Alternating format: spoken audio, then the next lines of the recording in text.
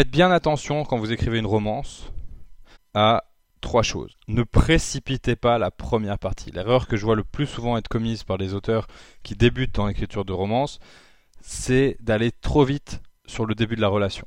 On sait qu'on veut que les personnages finissent ensemble, mais il faut leur laisser le temps de faire connaissance, il faut trouver autre chose, une autre intrigue dans le contexte qui permette de nourrir cette relation et d'amener progressivement l'intimité. Votre lecteur accrochera pas autant si vous lui donnez la rencontre suivie du passage à l'acte.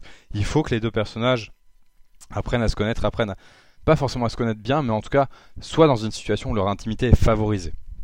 C'est pendant cette phase-là que le lecteur se projette dans la relation, donc c'est très important de ne pas négliger cette phase-là. Il faut faire attention à mêler les obstacles externes et les obstacles internes. Si les personnages sont eux-mêmes responsables de l'échec de la relation, les émotions du lecteur seront plus fortes, mais pour que les personnages soient responsables de l'échec de la relation, il faut qu'ils aient une faille émotionnelle qui les oblige à saboter leur relation.